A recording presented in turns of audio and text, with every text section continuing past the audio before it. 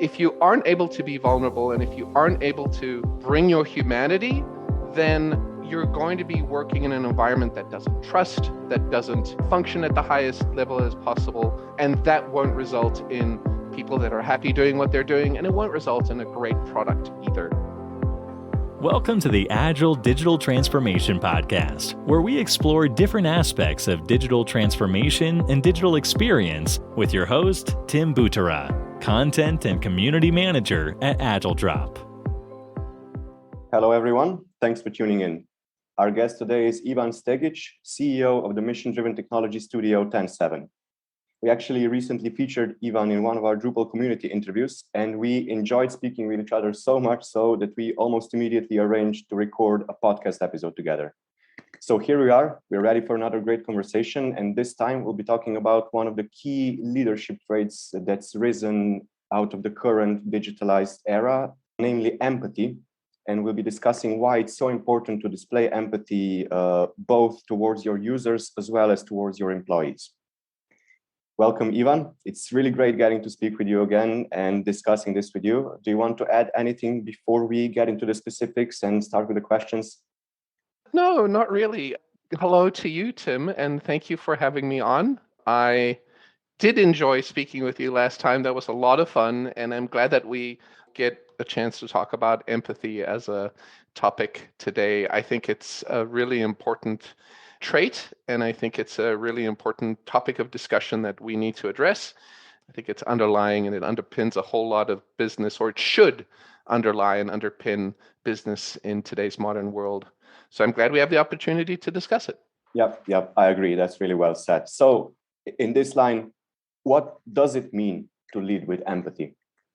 So that's a great question, because that's one of the things that we have on our website, and it's one of our mantras, right? We lead with empathy. To me, it means that we are always thinking about others' well-being and others' needs ahead of your own. And that could be clients, which I think is what you think about when you first think about leading with empathy as a business. But I think it also means the employees and the people that work with you. So there are those two things that you should be leading with empathy on. But most importantly, what both of those teams are concerned with are the user and the person that's actually using your service or product. And so having a mantra and having a mindset of leading with empathy, to me and to an organization like 10-7, means we think about everyone that we touch in our business, clients, employees, and users alike. And we consider their well-being ahead of ours. So if you want to truly be empathetic as a leader, as a business, you need to kind of find this balance between all of these stakeholder groups and ensure that all of them are getting the most out of the interaction, the project, the collaboration, the most as possible. For sure. It's important to remember that we're all human, that we're not selling a product and a business just for profit or just to achieve a certain goal. We're all human, we all have our own story, and we all need to be able to contribute to the success of whatever we're trying to accomplish. Yeah, I think that's something that's sometimes maybe forgotten in B2B marketing, right? Because the acronym does signify business to business. And that makes you kind of assume that, this is just business to business. It's not the same as B2C or business to customer, where you're actually dealing with a person, a customer. But, even when you're dealing with a business, you're dealing with the people that work for that business. Of course, I haven't met a single business on the planet that isn't made of humans. Yeah. Well, I mean, that might change in the coming decades. That might change. You're right. Okay, now let's first focus on the external stakeholder side. So the users, the customers, maybe the clients to some extent. So how do companies display empathy towards these types of stakeholders? What tools or what approaches do they leverage to put these stakeholders first? So I think part of the system, maybe the practice that you have as a company, is to remember that there's always this stage, this phase of work that happens before a design gets created. 20, 25 years ago, I think that people were interested in taking what they had already created in a print world, in a brochure, in a magazine, and simply converting it, digitizing it, making it something that was online so that it was accessible. That was sort of the first step. I don't think there was ever any thought to what a user might do and how a user might feel about that experience. And I think that's changed. And so, there are many platforms that focus on customer experience.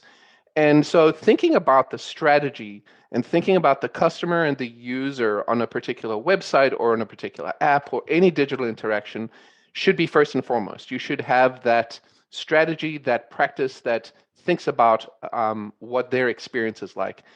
And sometimes it's as simple as even thinking about what a person sees on a giant digital banner on a freeway. Like that communication should be simple and clear and should also be empathetic. What kind of tools are used or should be used? I mean, if you're using tools and you're aware of the fact that you need to be using tools, that's clearly showing some sort of empathy. But things like Hotjar and Crazy Egg, that you can actually do analysis of data of the product that you have, that shows empathy. Using something like Punch List or User Voice or something that you can use to collect data from the user in real time, that shows empathy. Sending out personalized emails and asking personalized questions to users before, I suppose not before, but during the transaction, after a transaction, that shows empathy. I know we all get a ton of email and a ton of surveys and a ton of newsletters, but continuing that cycle might not necessarily be bad if you're actually showing empathy for the user to solicit information. So I think those are sort of the tactical things that you could use to identify whether or not you're actually showing empathy towards your customer. Yeah, and really important elements here are accessibility and user experience, which accessibility is itself like a major part of. I would assume that they're strongly tied to companies' capacity to empathize with their audiences, with their stakeholders. So, how would you say that empathy correlates with UX and accessibility? Would you go as far as to say that empathy is prerequisite for doing user experience right? Absolutely. It's clearly user experience, not able user experience. And when we say user experience, we mean everyone, and we should mean everyone. There's a large percentage of users that don't have the same experiences on a website and don't have the same capabilities and don't have the same needs. And so having empathy for that is really important. I would say empathy is the baseline. If you don't have empathy, you can't have a good user experience. If you don't have empathy, you're never going to think about accessibility. It's just not going to cross your mind. You're going to design something and create something that's based on what you want. And having empathy means that you're not thinking about what you want. You're thinking about your client needs, you're thinking about your team needs, you're thinking about ultimately the user's needs. And thinking about the user means thinking about everyone. And so whether that's someone who's hearing impaired, visually impaired, I remember attending a talk a number of years ago now that reminded me, actually, that informed me at the time, and that I'm reminded of now, that we're all going to be disabled in some way, or not abled in the same way that we are now when we get older. Our eyes are going to fail. We are going to need glasses eventually.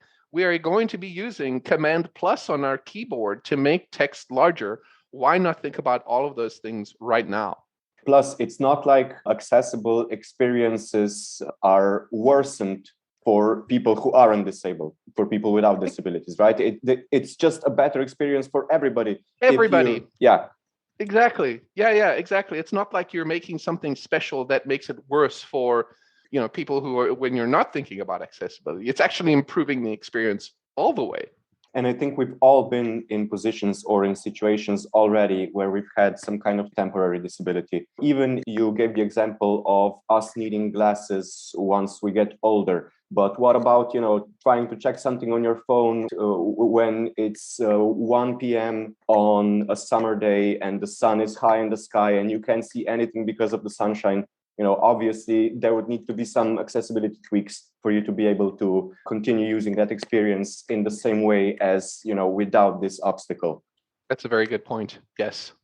So what are the most popular I know it's similar to one of the previous questions, but what are the most popular trends or maybe the most popular digital technologies that really take this importance of empathy into account and really kind of realize it? So the fact that we have an accessibility community, not just in Drupal, but globally, that there are people who are lobbying and legislating for the rights to be able to have accessible products. I mean, that shows empathy, right? Mm-hmm. I think when you think about it, the prevalence of APIs and the use of APIs is actually a show of empathy as well. The reason I say that is, yes, APIs became necessary because we had this thing called an iPhone, and apps needed to get at the same data that websites were getting. And we wanted to be able to have cross-platform, cross-product communication. And so APIs arose of that.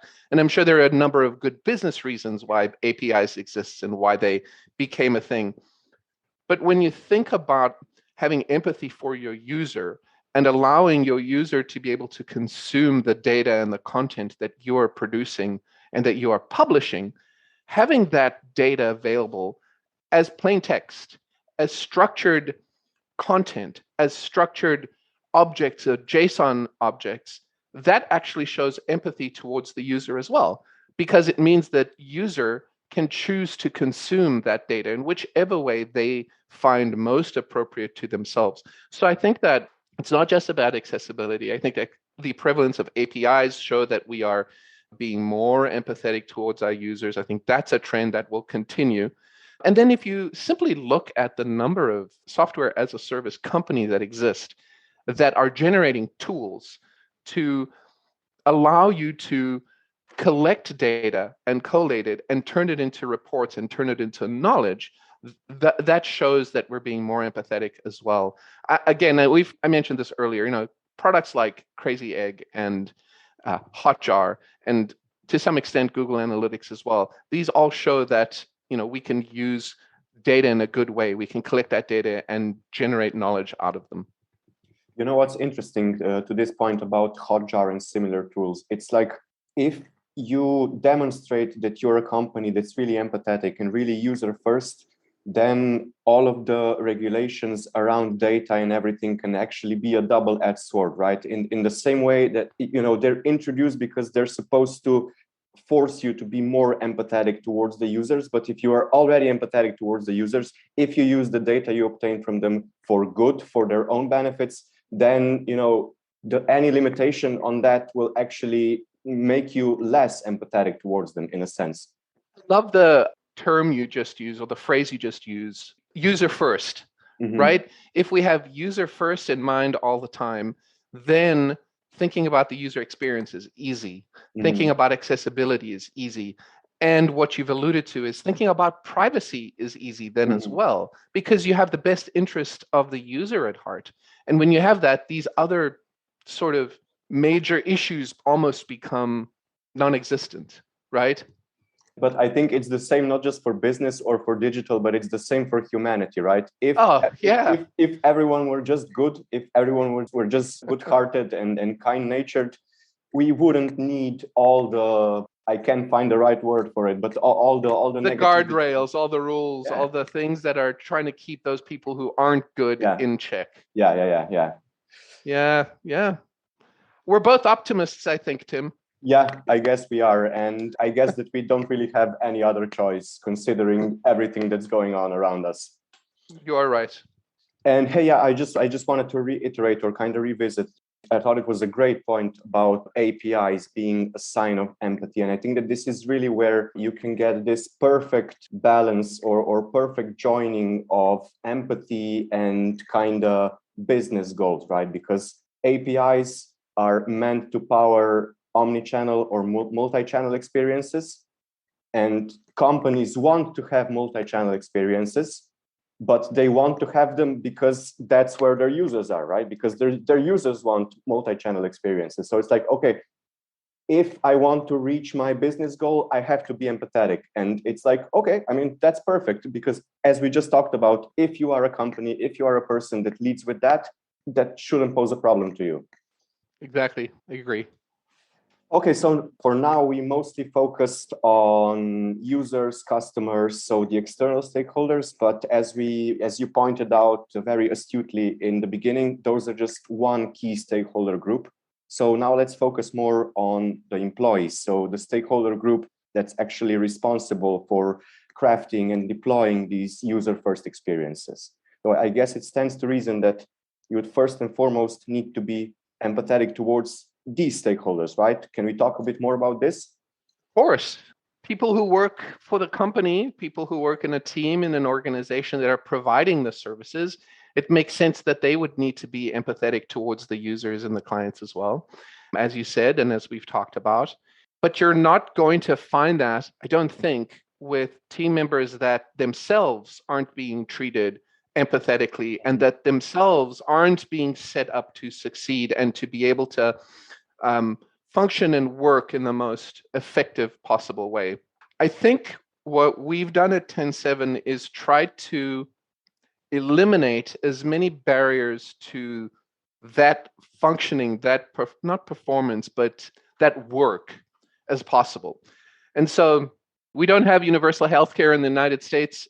And so that's something that citizens and people need to think about, right? They have to be thoughtful about, okay, if I get sick, what am I going to do? How am I going to pay for it? Does that come out of my paycheck? How does that look? And so as a result, to remove those obstacles for team members, we provide healthcare and dental and vision insurance. That's one less thing that team members have to think about. Similar sort of thing goes with technology stipends, right? A person might think, oh, I have to buy a computer and have to be concerned about, like, what does it look like? How much am I going to spend? Is it coming out of my paycheck? What does that look like? We provide a technology stipend, enough that you can recycle and get a new computer every couple of years. When you show empathy towards employees and you essentially unblock them from having to think about the things that they would otherwise worry, that gives them more capacity and more time every week to think about the work that they're doing and how they can be more impactful in their everyday work. I think that it's not just about what you provide to team members that shows that you're empathetic. It's the kind of culture that you try to generate, right? You have to have an open, honest, communicative culture that is able to be vulnerable. If you aren't able to be vulnerable and if you aren't able to sort of bring your humanity, then you're going to be working in an environment that doesn't trust, that doesn't function at the highest level as possible, and that won't result in people that are happy doing what they're doing, and it won't result in a great product either. So one of the things we try to do at 10-7 is to use some research, some data science that allows us to sort of quantify the interactions and how we might be better at being empathetic towards the people that we work with. So we do a DISC analysis, and that's based on the 5 behaviors of a successful team. There's a ton of research and data around it. There's so many other things that you could use to sort of help you understand what your personality could be like, is like, and how you interact with other people. There's StrengthsFinder, there's Myers-Briggs, there's all of these. But we've settled on DISC. And what it allows us to do is to first look at ourselves to see how we might quantify some of our behaviors, some of our characteristics, knowing that we're not a dot on a disk, but a distribution, knowing that it is science, but it's not exact, like it's going to, triangulate exactly who you are, because we're human and we're blobs, we're not data points. And once we know ourselves and how we interact and what we're like, we can see what those relationships are like with other people in our organization. And when you think about how to react and how to talk with other people that might be in other parts of this disk, you are showing empathy. And you're showing empathy not just to team members as management or leadership, but you're showing empathy as a person, as a human, irrespective of what our organizational roles are. And so I'm not sure if I actually answered your question, but I think I might have. I think we were talking about empathy in the workplace, and I think I got to what I wanted to say. So if I missed something, please tell me. No, I think you did an excellent job of answering my question. I was just thinking that I've never heard of disk analysis before. I should probably read up on that a little bit more. So if you have a great resource for me that I could also share with our listeners who maybe haven't yet heard of it, feel free to send me that, and I'll include it in the show notes of the episode. And I just wanted to get back to the first part of your answer. I love that you use the word environment, right? That they kind of thrive in a positive business environment, because I was thinking of the analogy of a business is essentially a kind of organism, right? And the employees are the cells of the organism, and the cells are responsible for the kind of balanced and adequate and optimal functioning of this organism. And the functioning of the cells is hugely dependent on the environment in which the cells currently are. So, you can't expect the cells and consequently the organism to function optimally if the environment that you're providing to them is a negative and not an empathetic one in our specific example. So I think that we're really on the same page here, Ivan. I think you're right. I'd actually never thought of that as an analogy. And actually, the analogy goes further as well. What happens if one of those cells gets a virus and gets sick in some way? It can potentially infect the other cells around it. Mm-hmm. And as a result, the whole community of cells in this organism could become infected, and you could see that sort of in what happens when an organization has some sort of dysfunction. It could start with one person and maybe grow to something that is culturally significant and in the company as a whole. So your analogy is wonderful. I'm definitely going to use that in the future. It's awesome. Great. Awesome. It's an honor that you'll use it. And I love your add-on, because it actually got me thinking, right? In the context of what we were talking about, basically about how a good employee experience will contribute to a better product, a better customer user experience, right? So if you're an organism whose cells aren't functioning properly, then consequently you're not functioning properly, then obviously your interpersonal relationships, so your output for other people, so in this case, these are your external stakeholders, your customers, will be suboptimal. You won't be able to have as much quality relationships, quality interactions if you're yourself not feeling your best. Absolutely. And I will build further on top of that. So you talked about organisms and relationships between organisms. Mm-hmm. So each of those organisms has their own internal functioning cells and environments. And so it's not just that this organism is behaving in a certain way and is maybe in a good place or a bad place. It's the other organisms do as well. And in a larger scope, the environment that those organisms are functioning in may be in a state of upheaval. There may be external threats. It may be copacetic. It might be just fine. And we can extrapolate that to pandemic, to war, to like everything else that's going on around us. So I think this is a great analogy that goes even bigger than we've thought about. So like excellent start. Wow, this is totally blowing my mind. Awesome. Oh man, this is such a great conversation, Ivan. I love it, and I think that we've almost brought it home. We've almost kind of gone full circle. So I just want to ask you one final kind of most practical oriented question. So do you maybe have any top tips for managers, for leaders, for such roles, or for just people in general on how to truly lead with empathy, be more empathetic, not just in theory, not just on paper or on a website, but actually in practice? I think that the only thing I can do is talk about the experience I've had and how it's affected me, and then people can take from that what they take the best and leave the rest, so to speak. So I think the first thing to be able to lead with empathy, or to even have empathy towards other humans, not even thinking about business at all or teams, is to be able to understand yourself and to be able to know what you stand for and be solid in those things, and to use rational, critical thinking to be able to not fool yourself into thinking things that might not be true. So being able to understand yourself and how you want to react to the world and how you want to present yourself to the world is the first step to being empathetic. So if we think about it in terms of organizations, the best things that I've ever done to think about the health of 10-7 as a company and the health of our team as a company is to hire experts that are focused in these areas. So we hired a conflict resolution specialist and an HR specialist numerous years ago when we had some sort of weird dynamic internally at the company and at the same time had a problem client. We hired those experts. They're the best thing we ever did. That's when we discovered about the DISC analysis. That's when we all did those profiles. That's when we were able to honestly talk about how we interact with each other. So hiring experts to solve problems that you actually have, I think, is an important thing. If you can, as a leader, if you can hire a mentor, if you can hire a business coach, someone that you can talk to that can give you external opinion, someone that's not enmeshed in the company culture as well, that is an amazing step to thinking about others empathetically, to thinking about leadership in an empathetic way.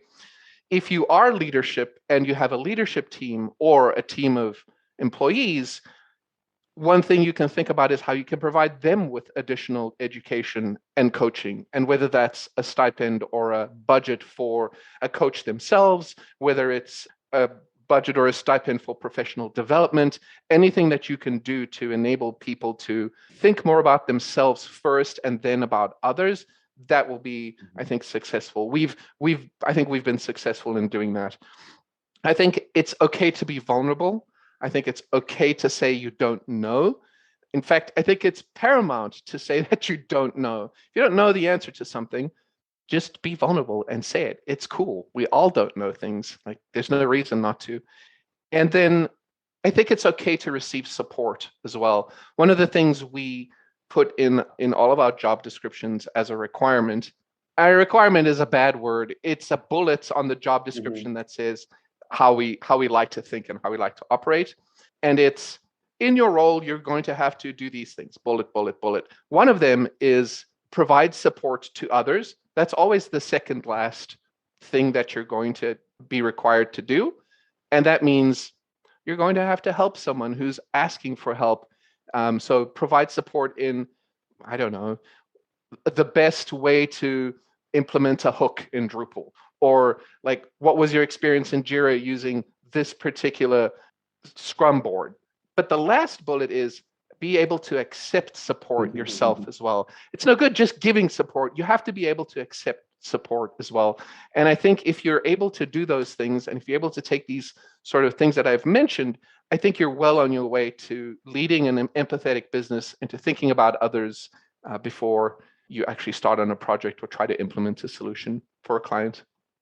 I think those were excellent tips, and I'm glad that you spoke from experience, because they will resonate, I think, with our listeners even more. And yeah, and just for me, I think there were some very invaluable tips. And my key takeaway from this is basically, if you're not true to yourself, how can you even be or ever be true to others, right? And you mentioned vulnerability is kind of the basis for empathy, and vulnerability is being able to admit when you got something wrong, and that just means honesty, right? Honesty is also a basis for vulnerability. So it all revolves around these, because what we're talking about are just essential kind of supposedly really good human traits, right? Honesty, empathy, care for another. It's just, if we can kind of take one key takeaway from all this, is that even in business, it pays to be a good person. It pays to do good. I like that. Even in business, it pays to be a good person. Yes, for sure. I think that's actually the perfect note to finish off the episode. Just before we wrap up the call, Ivan, if our listeners want to reach out to you or learn more about 10-7, where would you point them to? Well, we have a website, so people are welcome to check us out at 10-7.com. That's TEN, then the number 7.com.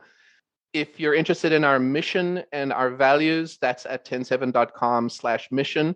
Our mission is to make things that matter. We believe that we want to make the world a better place by building things that matter in the world and by spending time with those things and lifting everyone up. So one of the goals for 10-7 is to try to scale our mission over the next few years. We're also on Twitter, TEN7. You can reach us at that handle. And if anybody wants to reach out to me, feel free to either go to the website and use the contact form on there. You can also reach me on twitter.com/Ivan Stegic. And I'm sure that'll be in the show notes. And then if you wanted to send me an email, you can do that as well. It's just my first name, Ivan, at 10-7.com. Awesome, Ivan. Thanks so much. I absolutely love this conversation. Thanks so much again, Ivan, and take care. Thank you. You too. And to our listeners, that's all for this episode. Have a great day, everyone, and stay safe.